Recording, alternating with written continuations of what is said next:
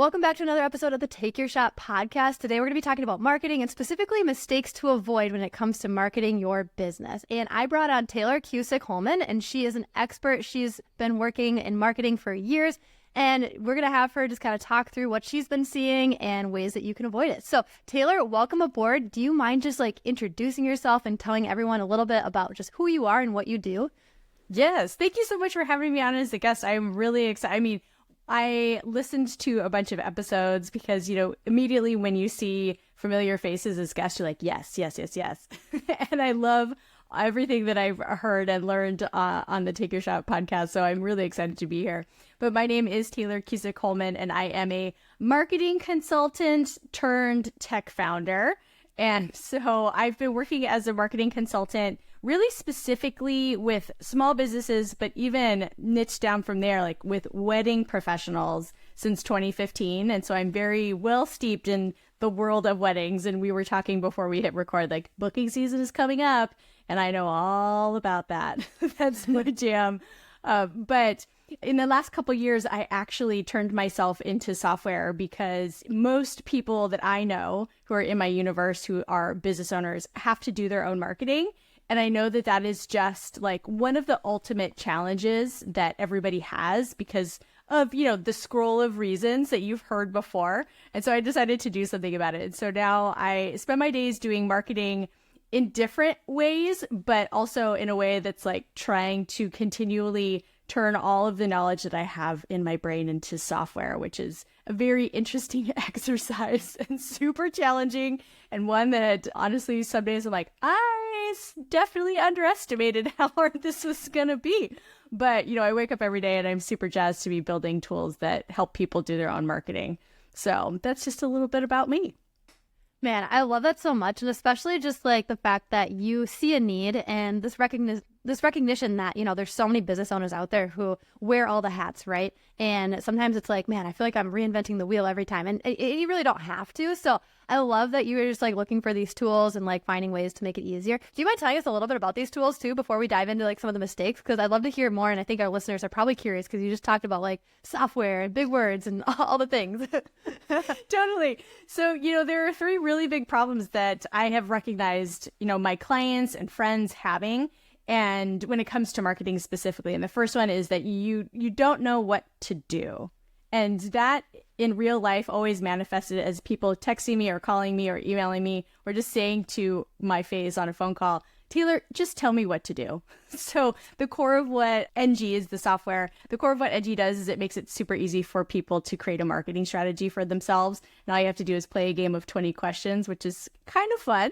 And then the second problem is that because everybody wears all the hats and, just life is always happening, that the consistency thing is really hard for everyone. And that's just, it's systemic. It's kind of like when you sign up to run a business, then you're just immediately going to be challenged with this, how do I market my business on a consistent basis problem? And then the last one is that no one really knows what's working with their marketing. And that's, I say this with all the love and the soft kid gloves are on, but none of y'all are tracking metrics to know whether or not your marketing is working, where you're having wins, and where you can basically write yourself a permission slip to stop doing things because they're not actually impacting your business how you thought it was. So there's also a place for people to easily track metrics, and everything is super visual based. We've made everything as simple as possible, which is the complicated piece because marketing is this big, complicated web of things. And so, so that's just a little bit about what ENJI does and how it can help. I love that. I think that's so great. And yeah, there's definitely those needs. It's hard to know, okay, what do I do? Being consistent when you do know what to do. And then also is what I'm doing working? So I think that's really solid. And I think that really sets the tone too for just marketing is so important for your business. And so many people either get it wrong or they're close, but not quite hitting the mark. And so I would just love to hear your thoughts of just as you've been in the wedding industry and as you've just you've been all over the place, right? You've been working in so many different industries, but specifically weddings and photography. What have you seen as some of the biggest mistakes that business owners are making? The big existential one that I think is going to be my life's work to try to figure out is why people kick the marketing can down the road. It's the first, the lineup of things that you can say, okay, my day is kind of getting complicated, or, maybe it's even going sideways, or I just don't feel as energetic as I thought I did.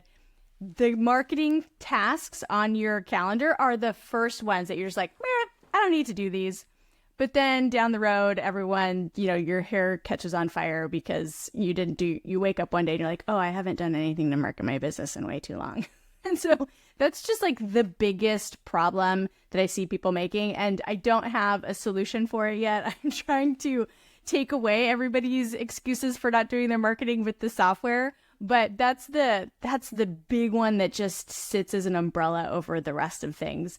But when we start to talk about what I really specifically see photographers doing, there's sort of, 4 big things that I've seen as patterns. And before I dive into the first one, I mentioned this to you again before we hit record, but, I look at so many people's websites and marketing materials every single day. And so that puts me and any other sort of consultant or coach in a unique position to see the trends within a sort of business vertical. Whereas most of us, we're not doing that, right? So we just kind of understand our own corner of the universe or corner of the internet. And then we don't see these things that other business owners that are like us are making as mistakes. And so that's the asterisk on like why Tayler sees these things. It's because I just spent too much time on the internet. But the first one, every single piece of your marketing points back to your website. It doesn't matter if it's in-person, relationship-based marketing, or stuff that you are doing out on the internet. Everything is eventually going to point a potential client or potential referral source to your website. And when it comes to photographers' websites, there are some pretty big mistakes that I see being made. And the sort of overall theme here is that a lot of photographers think that their work is going to speak for itself. And it's not. Like, your work is the first impression, right? It's like the first door that you're inviting someone to walk through and get excited about what they see and your style and all that kind of stuff. But people, photographers are an investment, right? Even if you're a brand photographer and your packages start like, let's just say at $1,000, like, or you're a wedding photographer who's charging $30,000 plus, right? It is not a small amount of money.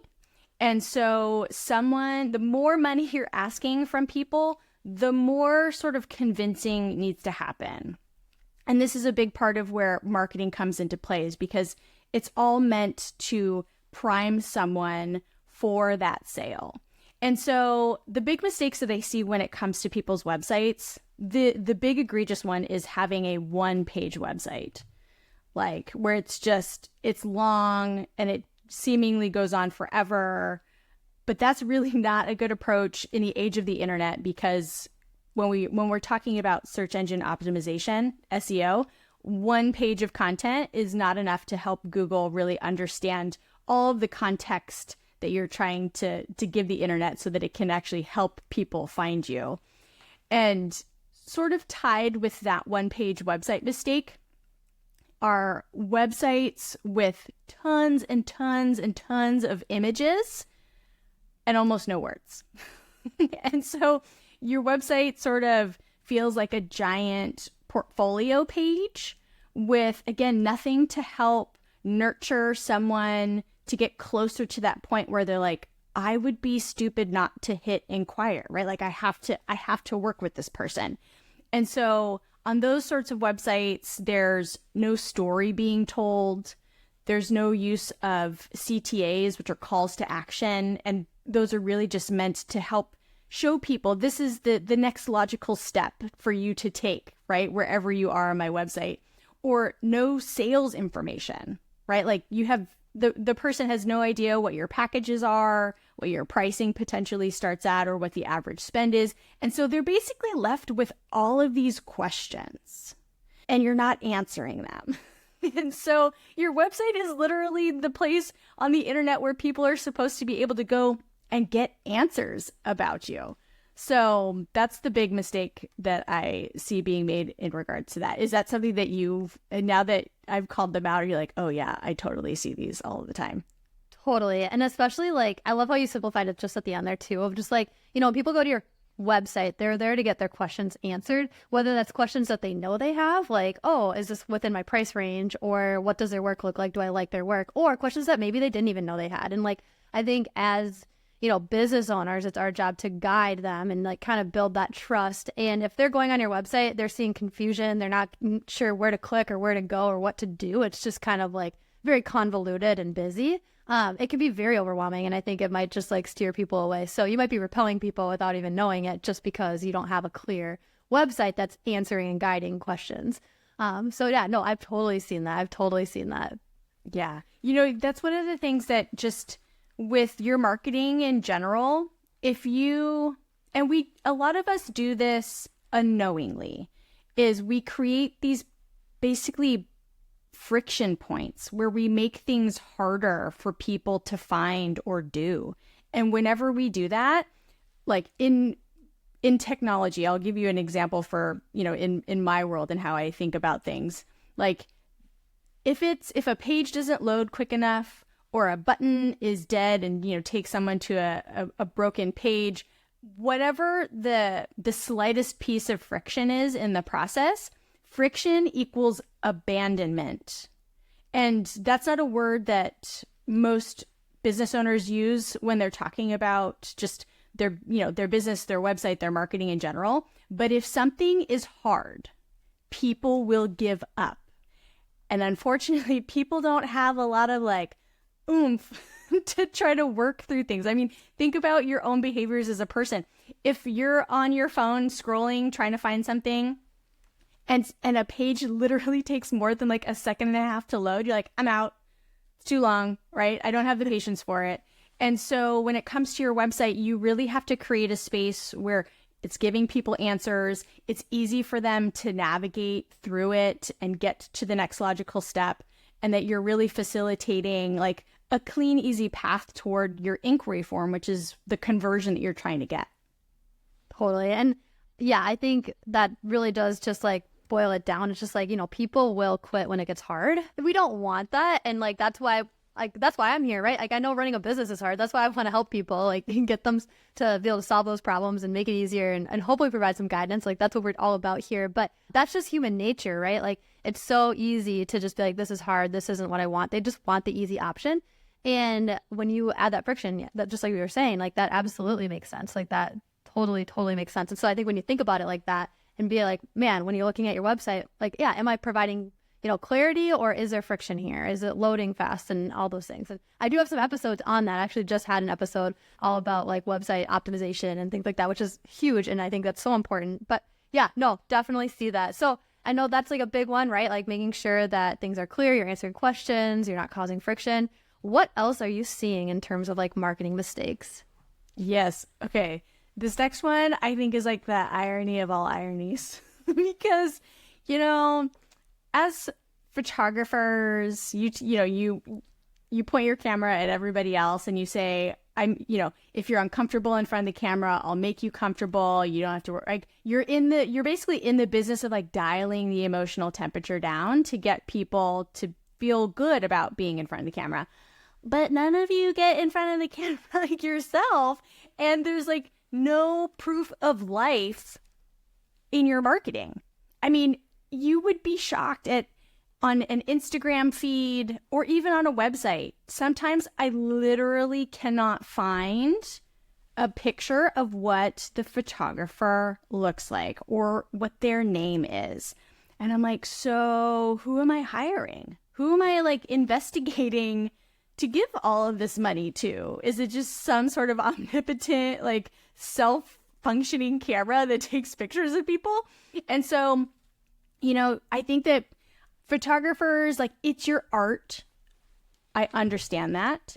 And it can be hard to feel comfortable letting someone else capture you in the kind of artful way that you would capture yourself. I get that. But from a marketing perspective, people, this is not a news flash, right? Like we've heard this, people buy from people.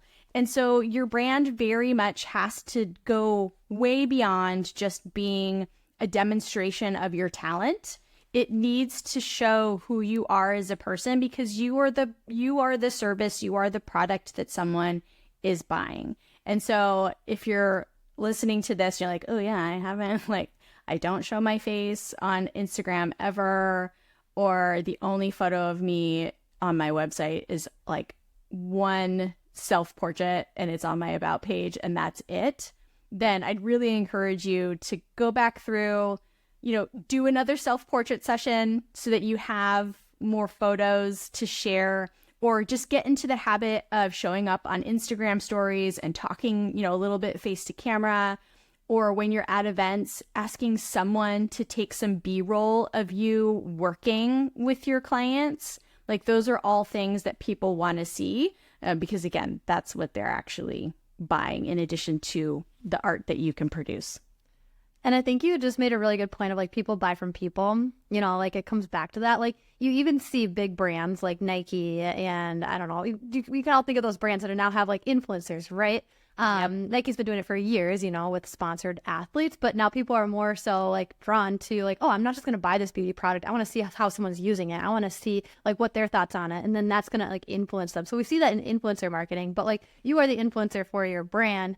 And specifically for wedding photographers, like it's one of the most intimate personal days of their lives, right? Like you are going to be following them with the camera all day. And that's not lost on them either. Like they want to choose someone who's going to make them feel comfortable and someone that they resonate with. Like who is this person who's going to be getting to know all of our friends and family and like going to make sure that like we look good, but also like we want to have a good time with. Like that's a big thing to think about just in terms of like the experience you provide too. And so getting them to know you and like opening that door for them, whether that's on social media or your website and all the things, like I love that. I think that's so important. So yeah, couldn't agree more with what you were just saying about just building that personal connection with, your clients. Yeah. And this is actually a trend that, well, I personally don't think it's a trend, but it's trending in new like verticals and new industries. So another good example is software, right? Again, I'm always going to use software as the example because that's the other space that I just like spend an obscene amount of time in. But when it comes to software, if you think of the tabs that you have sitting open on your computer, I just looked at my second screen. I'm like, okay, there's very few of those tabs that I could tell you who the founder is, right? Software tends to be a very faceless business. And I have my own thoughts about why that's a problem, but it is actually becoming a trend where the industry overall is saying you cannot be a faceless piece of software. Like your founder needs to have a personal brand, because even when it comes to lines of code nowadays, having some sort of personal connection is one of those things that is going to help push people over the edge into consideration to I am purchasing this thing. And so, if even the nerdiest, most awkward tech founders are hopping on this train and realizing that they need to, have proof of life and existence and build a connection with their audiences, then you as a photographer who is going to follow a couple around for an 8, 10, 12-hour day also needs to do the same.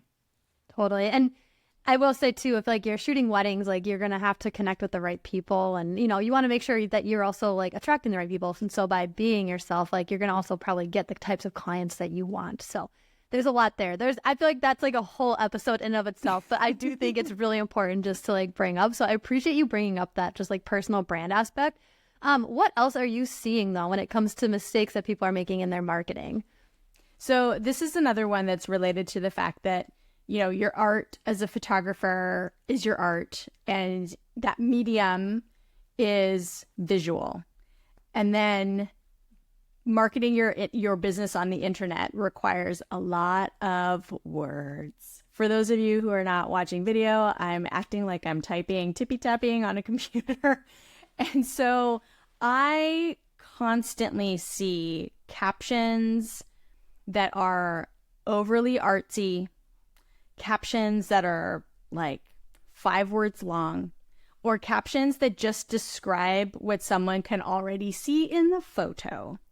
And then I have so many people, having conversations with me about, why don't people understand my value? And it's like, because you're not putting it out there, right? Like, if I just see another one line, quote from a poem, or you're just talking about, Erica and John's best day ever, and then a list of vendors, right? Like, you're not creating a space where you are talking about the process of your art and what goes into your talent and your unique point of view, because those are the things that actually create value around your images. It's not just the image itself. And if you're relying on that, and you're not using words to back that up, then you're basically in a race to the bottom, because you've only given someone a visual to judge you by, and there's potentially another photographer that they're considering who might have a similar style visually.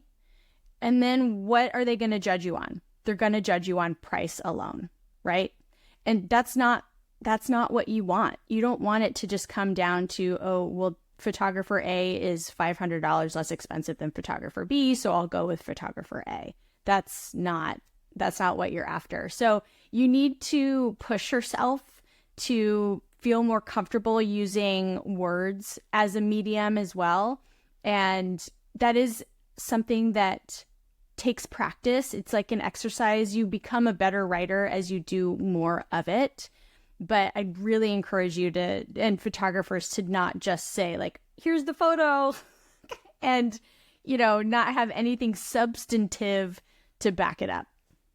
I love that. Could you give a couple examples of like what that could look like for someone? I think it's so easy to just think like, okay, I need to write about myself, or I need to write about like, this is what I do. But like, you're kind of talking a little bit more about like, okay, you want to like tell stories more. You want to like pull things out of there. Like, could you give some examples of like maybe what people might want to like consider when they're thinking about writing copy to go along with their website? Yes. So, and this can be for your website and for any piece of marketing copy that you're writing. So whether it's a caption, whether it's in your proposal, even if it's just in emails that you're exchanging, right? Because anything before the formal booking process has started, you're basically still in the marketing phase of things.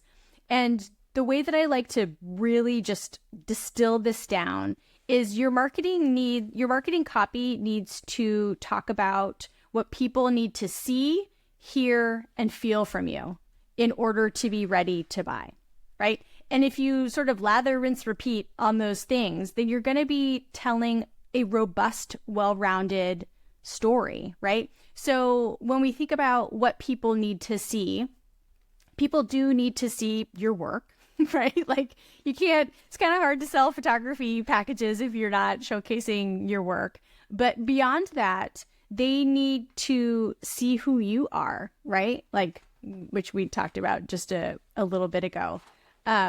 They probably also need to see some of your process, right? How does this all work is one of the questions that someone could potentially have. And then when we get into the hear, people need to hear from your happy clients, from people who have worked with you before. Because, and I have to credit Davy Jones from Davy and Krista and Badow with this, because I heard him say this like 5 years ago during a presentation he was giving at Showit's conference. And I was like, yes. And so, people, one of the other questions that people have during the marketing process is, can you do that for me? Right? That's essentially what we're exploring, because none of us want to really be a guinea pig. This is like, it doesn't usually feel good to know like, oh, I'm the first person that this person has ever shot a wedding for. or done branding photos for, like that kind of gives you the heebie-jeebies a little bit. And so making sure that you are using social proof would be the kind of jargony term, but it's reviews and testimonials. People need to hear from your happy clients because that reinforces that you are an expert, that you're trustworthy, that you are as talented as you say you are. And then the feel piece is the one that I personally struggle with the most because I'm like a hardcore realist and cynic. So I'm like, oh God, please don't ask me to talk about touchy feelies because but it's something that people need to know, that you recognize the emotional state that they are in. And oftentimes we don't go deep enough on that. So in the real world, this looks like just talking about the fact that wedding planning is stressful or that you're uncomfortable in front of a camera. That is something, those are sentiments that your potential clients are going to probably hear or read on every photographer's website. So you need to go deeper and really understand what are the emotions that my people are feeling at this moment in time and talk very specifically about that, right? And so that's how you really just thread the needle with earning their trust, because one of the best compliments that you can get is, after someone reads your website, that they tell you, I felt like you were talking right to me, right? That's where you're like, ding, ding, ding, ding, ding. This is the winner. This is the messaging that I need to, double, triple down on. And because you've made someone feel something and you've made someone feel seen. So those are the three things you need to, what do people need to see, hear, and feel from you, and just keep cycling through that stuff in different ways. I love that because it really like humanizes the whole experience, right? Like we're not just like this robotic thing where we're like, okay, we're just gonna go off this checklist, do this thing, da da da da da. Like, no, it's like a very real experience for someone, and like by allowing them to like feel seen, heard, and like feel something like in connection to you and your brand, that really establishes just this, deeper connection, which is kind of what this is all about, like helping them feel like, man, this person gets it. They can answer my questions. It really pulls back to like, man, like I trust this person. Like I know, like, and trust them and like really want to like work with them because you've already sold them through that process. So I love that, and just like how powerful words can be. And you're right. Like we can't just like rely on our photos. Your photos aren't going to help them like know and understand the process of like working with you. Like maybe you could take photos of you writing an email and this and that and all that, but that I don't know, that'd be pretty out there. Yeah. So yeah, totally. I love that. So it's just not leaving it with the photos. So that's so good. Yeah. Okay. Let's talk through what other mistakes are you seeing, and like we can kind of wrap up after this. Like I'd just love to hear like what are kind of like the final mistakes you hear and are seeing, and like what should people kind of be doing instead? Yeah. So there's one last one, and it's just really not having a holistic marketing strategy and putting too many of your marketing eggs in like one basket. And the baskets that I would like to call out are the Instagram basket and the referral basket. And the Instagram basket is a dangerous place to put all of your eggs in because, as we all feel on a daily basis, we're just like getting yanked around by this freaking algorithm, right? We don't have control over it. And so it is a lever that we have to pull. Like we often in marketing talk about what levers can we pull. And yeah, we can pull on it, but we can't like grab it and pull and yank on it and have more leads all of a sudden, right? Doesn't work that way. And so I would really, really encourage anyone who's listening who's like, I market my business, and then you ask them one more question. It's like, oh, what do you do? And they go, oh, I post on Instagram. We need to do a few more things. And the other one is the referral one. And the referral one is the one that feels like someone kicks me in the stomach when they say this to me. And this has happened more than a few times, like at networking events. And so I'm literally face to face with a human who's telling me this, and I have to go like, don't make a face, like don't react to what they're going to say. And what they say is, oh, I don't need to, really market my business because I get all of my clients from referrals. And a little bit of me dies inside, because what you are doing is you are 100% relying on other people to do your marketing if you say that. And like, my heartbeat is actually, because it's just like, it's the worst thing you could do, because then you have zero levers to pull if your pipeline starts to slow down or dry up. You literally have nothing you can do. You've set up no other things in order to lean into those when something, is, I never know if it's wax or wane. So whichever one of those two words means like go down. But whenever you need more of something, you're like, I don't have any other marketing set up. And so you are just like a sitting duck waiting for some sort of miracle to happen. And that is not a good business practice. I am pretty sure that no one wants to find themselves in that terribly stressful situation. And so you need to have a marketing strategy that at least has you active on 2 different marketing channels. My recommendation is to be active somewhat on 3, so that you do have a mix of things that you can lean in and out of, depending on what, the season is, or just things that are out of your control, or, how the world is impacting how a certain marketing channel is in terms of effectiveness. Like, you've got to set yourself up with your own sort of safety net. And you do that by marketing your business in more than one place. I think that's so great. And could you maybe give an example, like what could a holistic approach to marketing look like? Like, I know you're saying like, okay, 3 different channels, not just referrals, not just Instagram. Like, what could this look like for someone? Yeah. So, referrals is like, everybody wants referrals. And I've yet to meet a service-based business owner who tells me that referrals is not where their best quality leads come from. And so that's great. So that's one of your marketing channels, but you don't have to work at that so hard. So I kind of put that as like, it's just going to happen because you're really good at what you do and you provide a high touch service that, makes people want to refer you. So then when we're thinking of, okay, well, what most likely are photographers using to market their business? It's Instagram.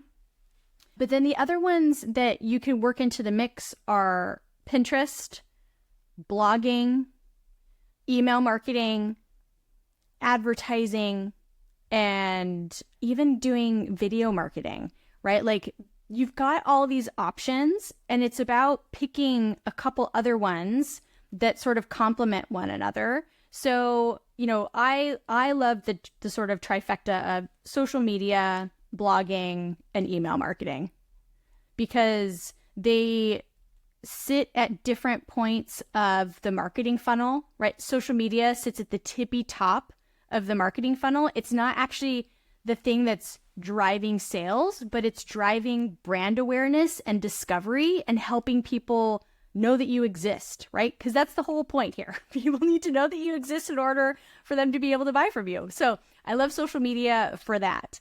But then blogging is also one of those channels that, if you're doing it really well and you're optimizing it, then you're optimizing each of the pieces, then it can help people discover you on Google. But it also serves this space of being a channel where you can nurture a potential lead who maybe found you on Instagram, right? It's a longer form piece of content where you can dig into stuff and talk about all the nitty gritty, touchy feely, whatever things that you need to communicate. And then email marketing is where you're really nurturing someone, really trying to bring them closer to that point of inquiry or sale. Again, because we're asking for kind of a lot of money. And so people need to it's a journey, right? Like, there's just a little bit of time that needs to pass, and you want to stay top of mind with them. And it is way easier to pop into someone's email inbox and at least know that they're going to see your subject line versus posting on social media and being like, well, I hope that the Instagram gods let people see my content today. So that to me is a really good mix of marketing channels for photographers to work into things. And then, all the other ones that I talked about, it's kind of like, depending on what your main focus is, like, you could mix other things in or replace things. But yeah, you gotta do something that builds some sort of marketing machine for yourself.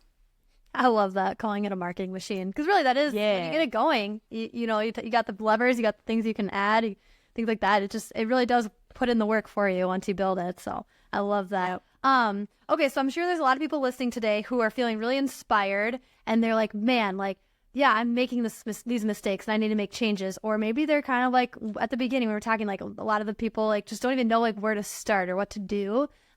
What advice would you have for people like walking away from this episode? Like, where should they start? What should they kind of pull away from this episode and like really start implementing in their business? I think one of your catalog of episodes is deep.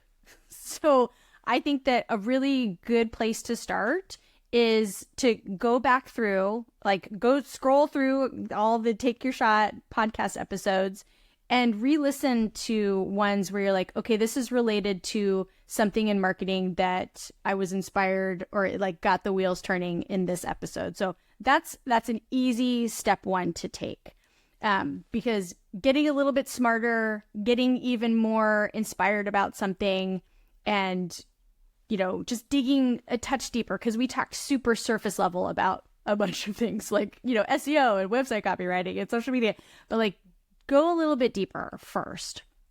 Then I would love for you to create a marketing strategy for yourself. And, there are a couple ways you can go about it. You can hire a consultant to create, a very bespoke marketing strategy for you.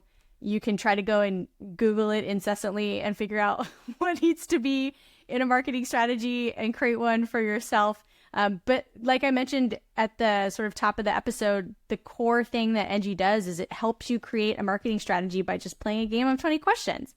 And so I'd really encourage you to go start a trial, create your marketing strategy. Everyone gets 14 days for free and you can use all the tools. Like, go see what a marketing strategy for your photography business could look like.